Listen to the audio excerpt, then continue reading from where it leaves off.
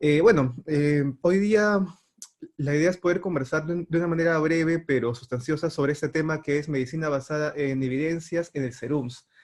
Y es algo que a veces nos parece bastante nuevo cuando salimos de la universidad, de todo ese ajetreo de estar aprendiendo cosas, porque ya tenemos que enfrentarnos a ver pacientes, a tomar decisiones clínicas por nuestra cuenta y nos vamos a dar cuenta que hay algunas cosas que hemos aprendido, algunas cosas que tenemos dentro nuestro porque la universidad nos lo ha puesto ahí, que son muy sustanciosas, pero hay algunas otras que tal vez pueden estar desactualizadas, pueden estar erradas. Entonces, ¿cómo diferenciamos eso? ¿Cómo diferenciamos cuál es la mejor decisión para poder dar la mejor atención a nuestros pacientes? Por ahí vamos a llevar esta conversación. Las diapositivas se las voy a pasar en un link después. Mi nombre es Álvaro Taiper Rondán. Soy médico epidemiólogo. Esos son mis potenciales conflictos de interés. No recibo financiamiento de la industria farmacéutica. Y bueno, como les mencionaba, había un paradigma en cuanto a la práctica médica que ha ido cambiando, ¿no? Antes se valoraba mucho la experiencia clínica como fuente de conocimiento para toma de decisiones, ¿no? Entonces, ¿cómo se puede practicar medicina? En base a lo que el médico cree, con lo que le enseñaron en el pregrado o en la academia, que ahora es casi una prótesis muy necesaria luego de acabar la universidad, y su experiencia clínica con los pacientes que puede ver, o basarlo en lo que la evidencia científica de alta calidad señala. Y lo uno y lo otro tienen ciertos pros y ciertos contras, ¿no? Y hay algunas historias que nos pueden ayudar a ejemplificar esto, ¿no? Tal vez ustedes recordarán esta historia del doctor Benjamin Spock. En 1956 es un pediatra bastante reconocido, tiene un libro que se llama Baby and Child Care, un libro que va editando cada cierto tiempo, y en la edición del 56 lo que hace es una recomendación de acostar a los bebés boca abajo. Y este pediatra dice, bueno, si lo acostamos boca abajo, pues cuando vomiten, cuando están durmiendo, no se van a ahogar, ¿no? No se van a aspirar. Comienza a haber estudios de, oye, ¿será mejor acostarlo boca abajo o boca arriba o de costado?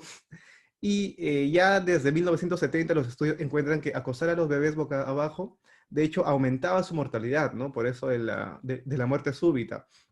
Sin embargo, tuvieron que pasar 20 años porque había toda una comunidad médica reticente a basarse en evidencias, para que recién en 1992 se comiencen a dar campañas para que los bebés dejen de dormir boca abajo, ¿no? Hubo campañas multinacionales, ¿no? Sin embargo, por esa demora se calcula que por lo menos fallecieron 50.000 niños, bueno, bebés, en Europa, Estados Unidos y Australia. En otros países no se sabe cuántos porque la estadística es un poco más difícil de llevar, ¿no? Y de hecho sí, ¿no? Cuando ya hacemos el análisis en retrospectiva, desde 1970, ya, bueno, ese es un metaanálisis acumulado, ¿no? Desde los estudios a 1970 ya se veía que había más mortalidad en los que dormían boca abajo, ¿no? Los estudios posteriores solamente confirmaron eso, ¿no?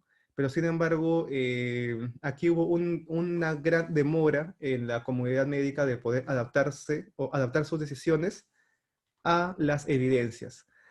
Y ustedes dirán, bueno, eso pasó en los 50, ¿no? Ahora tal vez ya no pasa, ahora sigue pasando, ¿no? Otro ejemplo claro es el de la hidroxicloroquina para COVID-19, que ya es un ejemplo del cual nos hemos visto envueltos en mayor o menor medida, ¿no?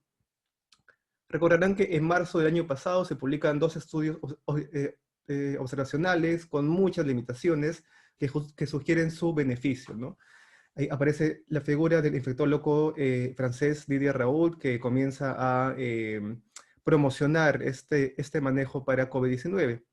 El 28 de marzo del año pasado, por presión política, Donald Trump se mete a este juego y presiona para que la FDA admita una autorización de emergencia de hidroxicloroquina en base a esos estudios con serias limitaciones, ¿no? Bastante malos.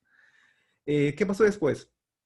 En abril salen los primeros ensayos clínicos pequeños que no muestran beneficios. En mayo, el ensayo Solidarity se detiene para el brazo de hidroxicloroquina porque no encuentra beneficio. En junio hace lo mismo el ensayo Recovery de Reino Unido. Y actualmente, cuando ya se hacen los metaanálisis, la evidencia sugiere que de hecho la hidroxicloroquina aumenta la mortalidad en hospitalizados. No la disminuye, no causa ningún beneficio, sino mata más, ¿no? Entonces, ¿cuánto daño se habría causado por tomar esta decisión en base a malos estudios? Es algo que recién revisiones posteriores van a poder abordar, ¿no? Estos son los últimos metaanálisis, por ejemplo, eh, de las revisiones que actualizan cada mes casi la OPS, ¿no? Y sí, pues el RR para mortalidad es de 1,07, marginalmente significativo, parece que hay un aumento de la mortalidad, ¿no? Igual en el futuro tendremos más claro esta figura con los estudios que aún faltan por publicar. Entonces, hay un peligro de tomar decisiones no en base a evidencia, sino en base a lo que alguien dice, a lo que algún mensaje de WhatsApp sugiere, como lamentablemente muchas veces se hace, ¿no? Podemos causar daño innecesario al paciente, que puede ser desde daños pequeños hasta daños bastante graves, ¿no? Causar daño innecesario al personal de salud u otros, cada vez se está viendo más esto, ¿no? Porque si, por ejemplo, pedimos más tomografías, radiografías de lo que se necesita, también hay un daño indirecto al personal que está haciendo esta labor, ¿no? Y así, hay varios métodos que pueden causar daño también al mismo personal. Causar gastos innecesarios al paciente o al sistema de salud, lo cual finalmente se traduce en daños, ¿no? Y eso es algo que tal vez van a ver más ahora en el SERUMS, que los gastos no es algo no es una variable que esté fuera de la atención médica. Muchas familias tienen realmente muy poco para poder subsistir, para poder cuidar su salud de ellos mismos. Entonces, si le agregamos un gasto innecesario grande, hay familias que han tenido que empeñar sus autos, sus casas, o hasta, si no tienen mucho, vender sus pocas propiedades para poder pagar un tratamiento innecesario. Y esto hace que su salud misma a largo plazo se vea afectada, porque ya no va a tener las facilidades que tenía previamente. Y de hecho esto sigue siendo común, ¿no? El error médico, esto fue en el año 2016, por ahí, en los últimos estudios que había para esa fecha, era una de las principales causas de muerte en Estados Unidos, ¿no? Entonces, ¿cuál es el contexto del médico actual, ¿no? Sobre todo del médico joven, ¿no? Es un médico que durante el pregrado y o la residencia ha aprendido cosas útiles, pero parte de lo que ha aprendido es incorrecto o necesita actualizarse, ¿no? Tanto en tratamientos, diagnósticos o pronósticos, ¿no? Y no sé si ya se han dado cuenta de algunas cosas de esas, ¿no? Los manejos a los que nos vemos expuestos en los hospitales no siempre son del todo correctos, ¿no? Es un médico formado para tomar decisiones en un hospital, no tanto en el primer nivel, donde la decisión puede cambiar, donde el tipo de paciente puede hacer que pienses en otra patología, en otro tipo de diagnósticos o de manejos. Es un médico que está inundado de información falsa o mal interpretada, ¿no? Información falsa desde pseudociencias hasta la industria farmacéutica que quiere vender otras terapias porque le convienen, porque son rentables, o mal interpretada porque te van a intentar vender que al leer un estudio apenas ves un P menor a 0,05 y ya este fármaco es obligatorio que lo tengas que dar, ¿no? Es un médico que tiene a su disponibilidad información certera en Internet. O sea, ahora con un clic puedes acceder a los estudios más recientes, al que ha salido ayer, puedes acceder. Sin embargo, esta sigue siendo poco accesible. ¿Por qué? Porque aunque lo puedas ver, no nos forman con las competencias necesarias para entender los estudios, para entender cómo leerlos y cómo usarlos. Y obviamente tenemos una industria farmacéutica con publicidad súper agresiva y lo van a ver durante toda su vida como médicos, ¿no? La industria farmacéutica financia cursos, congresos, libros, supuestas guías, incluso de talla internacional, que muchas veces se decantan para vender fármacos, ¿no? Y esta no es una cuestión conspiranoica, es algo que lo vemos cada día cuando queremos tomar decisiones. Y obviamente tenemos también, por otro lado, las pseudociencias, ¿no? Homeopatía, dióxido de cloro, toque terapéutico, flores de Bach, varias pseudociencias igualmente rentables como la industria farmacéutica, incluso a veces más, que obviamente van a también tener publicidad agresiva para ellos, ¿no? Entonces, si tenemos todos estos peligros y todas esas oportunidades, ¿en qué puedo pasar, en qué puedo basar mi práctica clínica, ¿no? Algunos dirán en la experiencia. En la experiencia, o sea, yo veo algunos pacientes con diabetes, por ejemplo, veo que con cierto fármaco parece que les va mejor. Ok, ¿eso será suficiente para basar mi práctica clínica en esa experiencia? La ventaja de la experiencia es que nos permite generar hipótesis, ¿no? Veo un paciente con ciertas características, creo que este fármaco por fisiopatología puede servir, ¿no? El paciente mejora, ya, puedo generar una hipótesis, pero no puedo confirmarla, necesito estudios para confirmarla. Porque las desventajas de la experiencia es, uno, el sesgo de confirmación, ¿no? Si yo creo que un fármaco funciona, por ejemplo, voy a ver señales de que funciona por todo lado, ¿no? Y dos, el poco tamaño de muestra. En mi vida tal vez veré 500 o 1000 pacientes con cierta enfermedad, pero no hay nada como los estudios que han visto 10.000, 50.000 pacientes, ¿no? ¿En qué puedo basar si no es en la experiencia? ¿Será en los libros o en las clases de pregrado o en la academia para el ENAM, el ENARM, que ya las academias creo que se han vuelto una, una suerte de obligación para los médicos o los estudiantes, ¿no? Las ventajas de las clases o de los libros es que son fáciles de leer, ¿no? Te dan ya todo súper masticadito y eso es bueno, sobre todo cuando no tienes mucho tiempo. Las desventajas es que es probable que haya información errada o desactualizada. Y no hay muchos estudios de esto aquí, ¿no? En Perú, de qué tan errados o qué tantos conceptos erróneos puede haber en las clases teóricas de alguna universidad X o en las clases de una academia, ¿no? Sin embargo, como les comentaba, los manejos que vemos en los hospitales usualmente no son los mejores, así que es posible que parte de estos errores se vayan a reflejar en las clases que vamos a recibir, ¿no? O que estamos recibiendo. La cuestión es cuánto, ¿no? ¿Qué porcentaje estará errado? Eso es lo que nos falta definir. Luego tenemos las fuentes de consulta rápida, que ustedes tal vez ya las conozcan, ya las usen. UpToDate, Dynamed, BMJ Best Practice, EE, diría Medscape, pero Medscape está bien venida a menos, así que ya no cuenta mucho. Las ventajas es que te dan información relativamente confiable. De hecho, son de las que te dan información más confiable porque tienen un sistema de revisión por pares bastante bueno. Las desventajas, como vamos a ver ahora, es que tienen alguna información errada, ¿no? Nunca se salvan de tener información errada, aunque es bastante poca.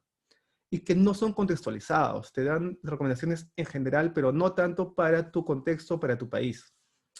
Donde puede que no tengas todos los fármacos, donde puede que no tengas todos los accesos que necesitas. Luego tenemos las guías de práctica clínica basadas en evidencias, que si están bien hechas, te brindan información real basada en evidencias, aunque muchas no están adecuadamente realizadas, ¿no? Muchas de las famosas guías, incluso las internacionales en las que nos basamos, no están correctamente realizadas y al final acaban dando recomendaciones bastante cuestionables, ¿no? Y pueden tener conflictos de interés, ¿no? Hacer una guía es algo bastante caro, usualmente hay por ahí a veces financiamiento de la industria farmacéutica con conflicto de interés marcado, ¿no? Por último, los artículos científicos, que sería lo ideal, ¿no? Poder basarnos ya en los artículos científicos porque tienen la información actualizada y ya podemos ver transparentemente qué es lo que se sabe. Sin embargo, necesitamos competencias para leerlos críticamente, y no solamente competencias, sino también tiempo, ¿no? Cosa que tal vez no tengamos para poder revisar todos los temas, ¿no? Sin embargo, sí necesitamos estas competencias para cuando tenemos alguna duda, poder revisar los artículos científicos puntualmente. Entonces, ¿cómo se puede tomar decisiones si no tengo mucho tiempo, si necesito tomar decisiones rápidas porque atiendo muchos pacientes cada día, etcétera, y no quiero que mis pacientes, o no quiero tomar decisiones incorrectas con mis pacientes, ¿no? Pues, usar las fuentes de consulta rápida, UpToDate, Dynamed sobre todo. Dos, usar las guías de práctica clínica basadas en evidencias, sobre todo las basadas en evidencias de Perú, eh, porque ya están contextualizadas para nuestro medio. Y eso tal vez parezca un poquito cliché, pero es muy, muy relevante. Y tres, si no encuentro las respuestas aquí, pues pasar a artículos científicos, pero teniendo las capacidades para poder leerlos bien, ¿no? Y en base a esto tomo una decisión contextualizada para el caso, ¿no? La medicina basada en evidencias no es hacer al pie de la letra lo que nos digan estas fuentes, sino contextualizarlo al paciente, ¿no? A su singularidad tanto clínica como epidemiológica, como social, ¿no?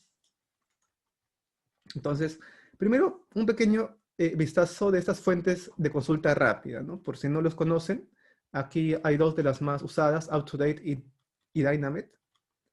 Se actualizan periódicamente, más o menos cada 3 meses, cada uno de sus artículos o sus temas. Cuentan con versión de aplicativo móvil, usan la metodología GRADE recientemente para establecer la fuerza de sus recomendaciones. GRADE es el gold estándar para medicina basada en evidencias. Son revisados por pares y no tienen financiamiento externo de la industria. ¿Por qué? Porque le cobran al usuario. Y es por eso que no son tan accesibles siempre. Tiene algunos beneficios. De hecho, hay algunos estudios que han visto que han comparado, por ejemplo, hospitales que usan UpToDate con hospitales que no lo usan, ¿no?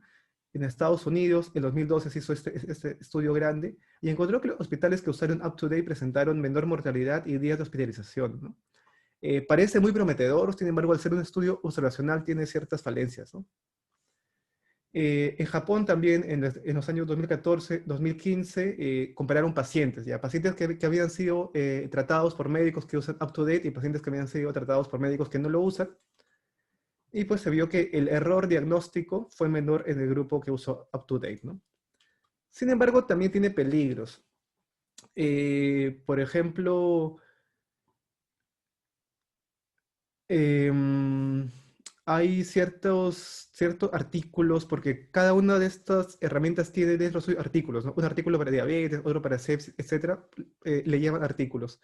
Hay ciertos artículos en los cuales se están encontrando errores y se están, claro, publicando para que UpToDate pueda, eh, digamos, solucionarlos. Y por otro lado, hay conflictos de interés que no están declarados, ¿no? Se hizo esta búsqueda hace poco de los conflictos de interés que había en el tema de Inflammatory Bowel Disease en UpToDate, y se vio que muchos de los autores no habían declarado conflictos de interés muy relevantes que tenían con ciertas industrias farmacéuticas, ¿no? Entonces, todavía no es algo que se haya perfeccionado tanto, sin embargo, es una buena aproximación a recomendaciones basadas en evidencias, ¿no? Además, como mencionamos, muchas de esas recomendaciones pueden no estar contextualizadas para tu situación. ¿Y cómo accedemos a estas fuentes de consulta rápida, no? UpToDate, hasta donde tenía entendido, hay varias universidades que dan acceso, como la UPC, Cayetano, San Martín, UXUR. No sé si hay otras, si por ahí conocen de otras, pues lo pueden ir mencionando para también conocerlo, ¿no? Y es que te dan el acceso y ya, no puedes usarlo durante el serums e incluso posteriormente, ¿no? Y para Dynamed, de hecho, es un poco más sencillo porque te puedes inscribir por Concitec al CTI Vitae, que antes se llamaba DINA, y ya tienes acceso a Dynamed. O si estás haciendo tus serums en salud, puedes solicitar el acceso a Dynamed a tu red asistencial y te pasan una clave para que puedas acceder, ¿no? Obviamente, salud se comenzó a adquirir y usar Dynamed. De hecho, aquí les dejo también en la página del IETSI de salud, piden que si la red asistencial no te contesta o algo, escribas un correo aquí para que te puedan dar el acceso a Dynamed, ¿no? Si eres trabajador o serumista de salud. El AutoDay, para los que no han entrado, una vez que entran, pues aquí pueden colocar el término que están buscando, entran y, por ejemplo, ponen sepsis y ahí salen los artículos que hay. Por ejemplo, ponen síndrome séptico en adultos y les sale el artículo con toda la información y las recomendaciones, ¿no? Recuerden que arriba, si tienen Google Chrome, pueden configurarlo para que les traduzca automáticamente al español, ¿no? Si todavía no lee mucho en inglés, para que puedan tenerlo en español, ¿no? Y ya está en español. También tiene otros contenidos que es bueno ir explorando, incluso información para los pacientes, calculadoras, etcétera. Y cuando ya llegas a la parte de recomendaciones, para cada una de sus recomendaciones hay un grado, ¿no? Por ejemplo, para esa recomendación le pones el grado 1B. Hay que entender que para UpToDate, que usa Grade, los unos son recomendaciones fuertes, que sí o sí hay que cumplir. Los dos son recomendaciones débiles, que a veces se podría no cumplir. El A significa evidencia de alta calidad, B, calidad moderada, C, calidad baja, ¿no? Entonces, 1B significa una recomendación fuerte con una calidad moderada de la evidencia. Dynamic, como les mencioné, puede entrar por Concitec, por CTI Vitae.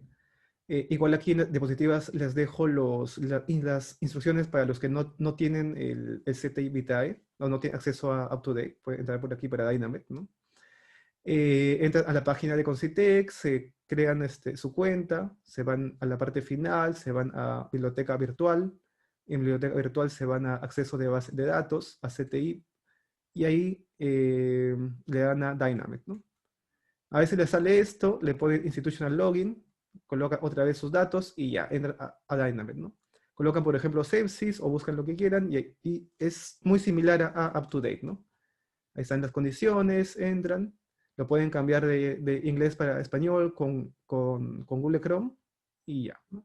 Igual, ambos tienen un formato de aplicativo virtual, aplicativo móvil, perdón, lo cual les puede ser bastante útil, ¿no? La otra fuente son las guías de práctica clínica basadas en evidencias, ¿no? Y aquí hay que diferenciar algo, porque muchas veces cuando nos dicen guía de práctica clínica, nosotros tenemos alguna imagen en la mente, ¿no? Sin embargo, el concepto de guía de práctica clínica ha cambiado bastante en los últimos años. Antes las guías de práctica clínica eran narrativas, es decir, eran como el capítulo de un libro, ¿no? Como el capítulo del CTO o de Harrison, ¿no? Algo bastante narrativo. Sin embargo, ahora son guías de práctica clínica basadas en evidencias, con otro formato. Lanzan preguntas y dan recomendaciones en base a cada pregunta, ¿no? Y estas recomendaciones se basan en revisiones sistemáticas de la evidencia, ¿no? Entonces, no confundir, las útiles son las de este grupo. Hay las guías son conjuntos de recomendaciones. Las guías peruanas están contextualizadas, ¿sí? Puede recomendar intervenciones excesivamente caras que tienen poco o ningún beneficio sobre las más baratas. Esto es más que nada con las guías internacionales. A veces cuando las leemos para decidir compras sobre medicamentos, pues vemos que estas guías se decantan por algunas intervenciones, fármacos excesivamente caros y que no tienen un beneficio claro en comparación con otros más baratos, por ejemplo. Sin embargo, para leer esas guías adecuadamente es necesario entender por lo menos lectura de tablas soft y marcos de toma de decisiones, porque si no, pues nos puede atarantar con cualquier, con cualquier juego y pues no vamos a poder refutarlo.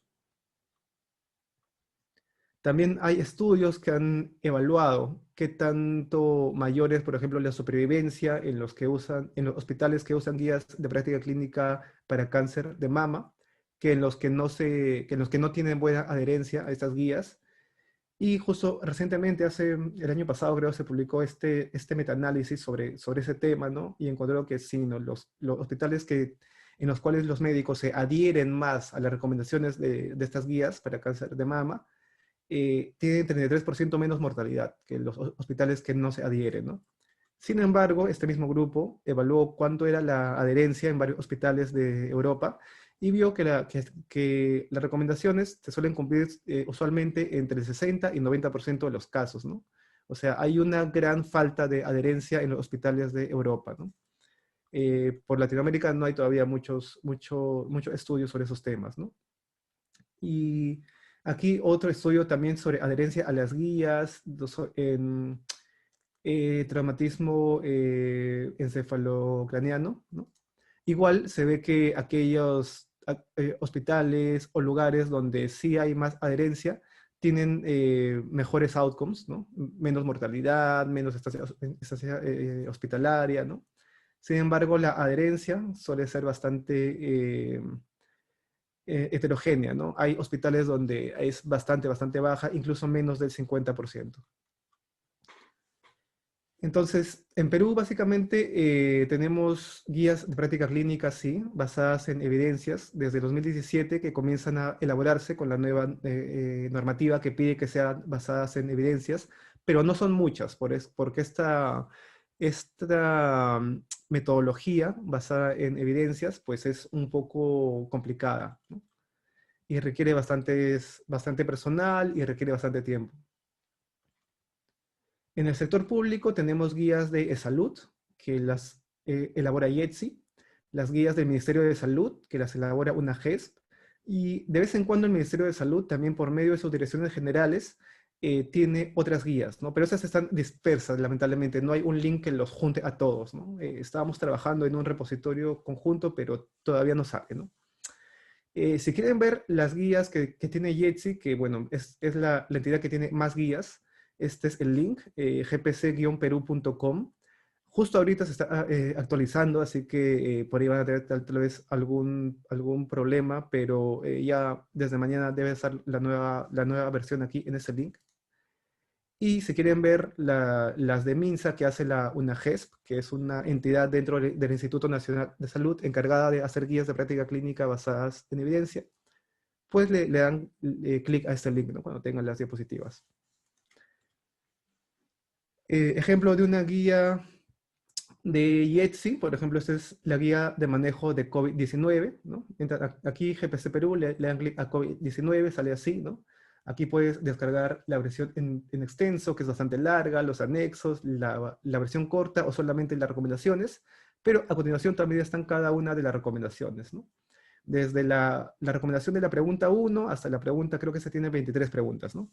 Por ejemplo, si le hacen clic a la pregunta 13 de hidroxicloroquina, no, perdón, a la pregunta 14 de acitromicina, se abre este cuadro dando una recomendación, ¿no? Dice, en personas hospitalizadas por COVID-19 recomendamos no administrar acitromicina como tratamiento de esa enfermedad, ¿no?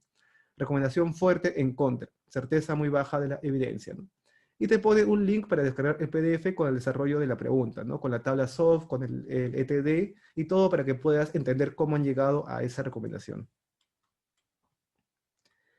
Para una GES, como les dije, también puede buscar por Google una GES guías de práctica clínica y le sale todo el estado y puede entrar a buscarlos, ¿no? Y bueno, para acabar, si no encontramos la respuesta que necesitamos en estos lugares o queremos profundizar más, tenemos que leer los artículos científicos, ¿no? Sin embargo, a veces queremos que están escritos en otro idioma, ¿no? Porque los artículos no nos brindan recomendaciones, ¿no? Como que haz esto o haz lo otro, como si lo hace Up to Date o las guías, ¿no? Lo que nos brindan son resultados que tenemos que contextualizar y entender. Los artículos nos permiten entender en qué se basa la práctica médica. Sin embargo, vamos a necesitar competencias para leerlos y también para tomar decisiones en base a los artículos, ¿no? Hay todo un marco de toma de decisiones que deberíamos conocer, ¿no? Que de hecho los currículos internacionales para estudiantes de medicina ya lo incluyen, ¿no? Lamentablemente en Perú todavía son pocas, si es que hay alguna universidad que incluye esos temas. De hecho hicimos un estudio del año 2016, está ahí publicado en Helion, donde encontramos que los médicos recién egresados para ese año reportaron muy baja percepción de sentirse capacitados para realizar medicina basada en evidencias. Bueno, para acabar, ¿qué mensajes les he querido comentar en esta ponencia? Primero, que parte de lo que hemos aprendido es errado o desactualizado. Y no sé si esto lo vayan a creer a primeras cuentas o todavía vaya a pasar algún tiempo hasta que lo puedan creer, ¿no? Pero sí, parte y no sabemos qué porcentaje es porque faltan ahí estudios, ¿no? Parte de lo que he aprendido en cada especialidad o es errado o es desactualizado. Aparte, estamos rodeados de información falsa. Entonces, ¿qué podemos hacer? Ir a fuentes confiables, ¿no? Ante preguntas clínicas podemos usar fuentes de consulta rápida como UpToDate o Dynamed, revisar guías de práctica clínica basadas en evidencias peruanas, aunque no los hay para todos los temas, sí hay para muchos. Tener cuidado con las guías de práctica clínica basadas en evidencias que tengan conflictos de interés. Podemos hablar bastante de guías que ustedes tal vez hayan tomado en cuenta en el pregrado y sus potenciales conflictos de interés y cómo a veces recomiendan fármacos o intervenciones caras que no tienen mucho sentido. Y si queremos profundizar y entender en qué se basa la práctica clínica, entender esta linda carrera, esta linda forma de poder ayudar al prójimo, que es la medicina, necesitamos adquirir competencias en lectura crítica de estudios y toma de decisiones. No podemos andar ahora en este ciclo siendo médicos sin tener esas competencias básicas. Y bueno, los invitamos a que nos sigan en algunas iniciativas de interés. Tenemos dos. Nos pueden seguir por redes sociales. Una es Evisalud y otra es la Red de Evidencias en Salud Perú. Ahí colgamos, compartimos información sobre estos temas y los miércoles tenemos Facebook Live con lectura crítica de artículos o ensayos que se han publicado recientemente, ¿no? Bueno, eso era, digamos, lo que quería comentar con ustedes el día de hoy. No sé si hay tiempo o oportunidad para alguna pregunta, consulta. Doctor Taipe, muchísimas gracias por su exposición. Brillante la experiencia que nos ha contado en todo lo que es medicina basada en evidencias. Vamos a ver si los participantes tienen alguna pregunta. La dejan por el chat, por favor, si es que hubiera alguna pregunta.